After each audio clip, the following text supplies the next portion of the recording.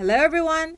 오늘은 비슷한 것 같지만 의미가 완전히 다른 단어들을 몇 가지 살펴보겠습니다.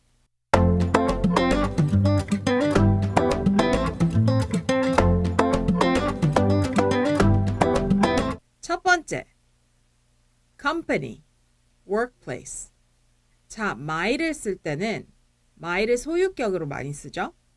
그래서 my bag, 내 가방, my life, 내 삶 이렇게 많이 쓰잖아요. 그리고 my school, 내가 다니는 학교 또는 다녔던 학교도 my school이라고 합니다.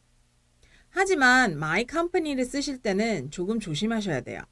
두 가지 의미가 있을 수 있거든요. 사실 my school는 내가 설립한 학교가 아니라는 걸 모두가 알기 때문에 my school이라고 쓰셔도 상관없습니다.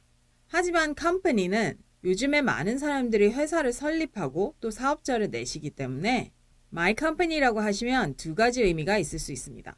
내가 설립한 회사일 수도 있고요. 제가 다니는 회사, 제 직장일 수도 있습니다. 예를 들어 볼게요. My company offers great benefits. My company offers great benefits. 우리 회사는 좋은 혜택을 많이 제공합니다. 라는 뜻입니다. 하지만 이 문구도 조금 unclear하고 애매합니다. My company가 내가 설립한 회사인지 내가 다니는 회사인지 명시가 안 돼 있으니까요. 다른 예문을 한번 볼게요. 제 학습자분들 중에 이런 실수를 굉장히 많이 하시는데요. This is my third company. This is my third company. 아마 뜻은 여기가 제 세 번째 직장이에요 라고 하시고 싶은 것 같은데요. My third company 라고 하시면 제 세 번째 회사. 그러니까 일반인이 들었을 때는 내가 세 번째로 설립한 회사라는 뜻입니다. 회사를 3개 설립했다는 거죠. 그래서 많은 사람들은 This is my third workplace. This is my third workplace 라고 합니다. My workplace는 내 직장, 내 일터라는 뜻이에요. 그래서 my company보다는 my workplace를 쓰시면 헷갈리는 일이 없습니다. 자, 아까 처음 예문으로 돌아가서요. My company offers great benefits. 이거를 my workplace offers great benefits. 이렇게 바꾸면요. 제 직장 또는 제 일터에는 좋은 혜택을 많이 제공합니다. 라는 뜻이 되겠죠? My company라고 쓰시면 어떤 분들은 Are you the founder? Are you the CEO? 이렇게 물으실 수 있어요. 그래서 그런 오해를 받지 않기 위해서는 my workplace라고 쓰시는 게 좋고요. 하지만 아주 명확하고 누가 그 회사 설립자인지 다 아는 상황에서는 my company라고 쓰셔도 무방합니다. 두 번째, on behalf of, instead of. 자, 첫 번째 문구 on behalf of는 굉장히 정중한, formal한 상황에 많이 쓰이는데요. 대표한다는 뜻이에요. 대부분 사전에서는 대신하다라고 써 있는데요. On behalf of는 대체할 수 없을 때 쓸 수 있는 문구입니다. 그냥 대표한다 라는 뜻이에요. 예문을 들어볼게요. On behalf of ABC Company, I would like to welcome you to our conference. On behalf of ABC Company, I would like to welcome you to our conference. ABC Company를 대표해서 여러분들을 이 컨퍼런스에 환영합니다. 라는 뜻입니다. 제가 회사를 대체할 수 없는 거고 그냥 회사를 대표해서 인사한다는 뜻입니다. 하지만 조금 다르게 쓰일 수 있는데요. On my behalf, on my behalf 또는 on 누구's behalf, on 누구's behalf 이렇게 쓰실 수도 있습니다. 그때는 대신하다 라고 해석할 수 있습니다. 예문을 한번 볼게요. Since I am on leave, my team member will attend the meeting on my behalf. Since I am on leave, my team member will attend the meeting on my behalf. 제가 휴가 중이어서 제 팀원이 제 대신해서 미팅에 참석할 겁니다. 라는 뜻입니다. 여기서는 대신해서 참석한다 라는 뜻이에요. 자, instead of는 번역하면 대신하다 라고 써 있는데요. 이거는 대체할 수 있을 때는 instead of를 쓰는 겁니다. 예를 들어서요. Can I have the beef instead of the chicken? Can I have the beef instead of the chicken?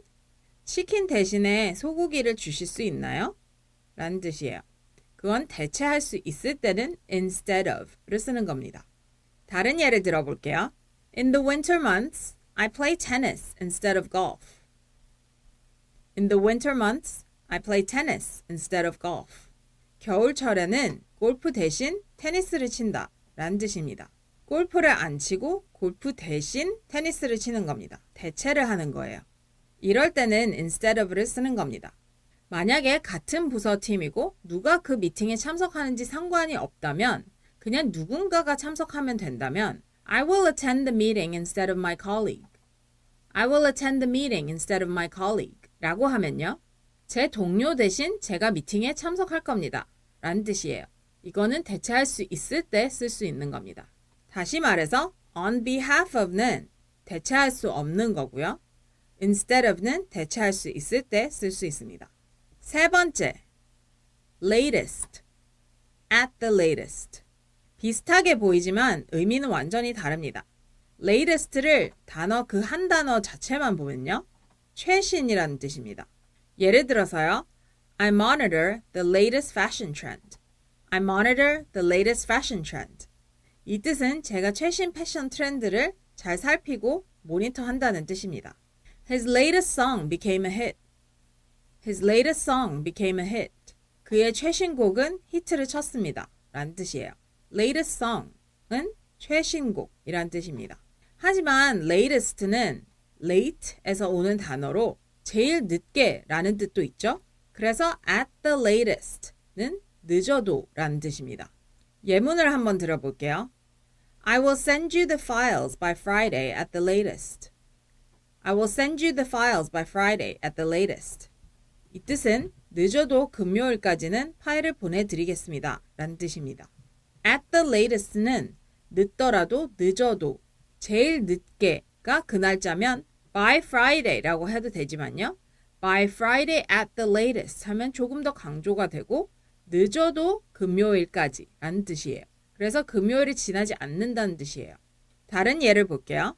You should come home by 10 p.m. at the latest. You should come home by 10 p.m. at the latest. 이 뜻은 늦어도 저녁 10시까지는 집에 와야 해 라는 뜻입니다. 다시 말해서 latest는 최신, at the latest는 늦어도 라는 뜻입니다. 네 번째, do you have time? Do you have the time? Do you have time은 다들 아시죠? 시간 있어? 라는 뜻이에요. Do you have the time은 조금 다릅니다. Do you have the time은 what time is it? 라는 뜻이에요. 그러니까 지금 몇 시야? 라는 뜻이에요. 절대 헷갈리시면 안 돼요. 누군가가 몇 시라고 물어봤을 때 Do you have the time? 라고 물어봤는데 여러분이 시계 차고 있는 걸 봤는데 No 라고 얘기를 하면 좀 굉장히 무례하겠죠? 그래서 Do you have the time은 What time is it? 라는 뜻인데요. 하지만 Do you have the time 다음에 또 문구가 있으면요. 또 다시 의미가 달라집니다. Do you have the time to go shopping with me? Do you have the time to go shopping with me? 이 의미는 나랑 쇼핑할 그 시간이 있어? The time, 여기에선 그 특정 시간이라는 얘기입니다. 나랑 쇼핑하러 갈 그 시간이 있냐고 물어본 겁니다. 그래서 일단 Do you have time은 시간이 있냐고 물어보는 거고요. Do you have the time은 지금 몇 시냐고 물어보는 거고요. Do you have the time to do something은 뭘 하기 위한 시간이 있냐라고 물어보는 겁니다. 헷갈리지 마세요. 다섯 번째, sympathy, empathy. sympathy는 명사이고요. sympathize는 동사입니다. 동정, 연민, 불쌍히 여기다 라는 뜻이에요. 예를 들어서요. 누군가를 위로할 때 카드를 쓸 때 카드 문구에 이렇게 많이 쓰여 있습니다.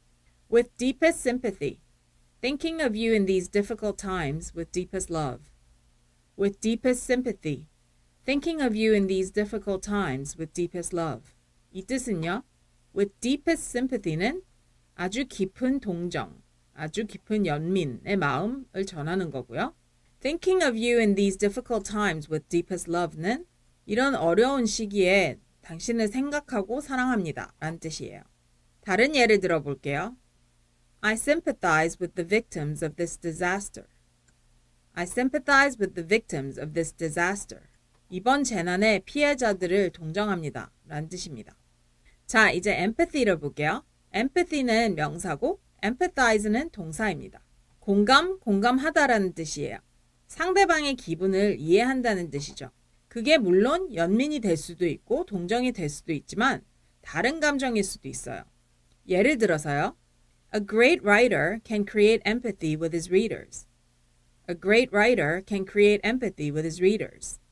훌륭한 작가는 독자들에게 공감을 얻어낼 수 있습니다. 라는 뜻입니다. 다른 예를 들어볼게요. 만약에 동료가 직장에서 상사한테 혼났다면 이렇게 말씀을 해보세요. I can totally empathize. I can totally empathize. 완전 공감해. 너 기분 어떨지 완전히 알겠어. 라는 뜻이에요. 다시 말해서 sympathy는 동정, empathy는 공감입니다. 자, 오늘은 비슷하게 쓰이는 줄 알았지만 뜻은 완전히 다른 단어들을 살펴봤는데요. 여러분들도 적절하게 잘 활용하시기 바랍니다. 감사합니다.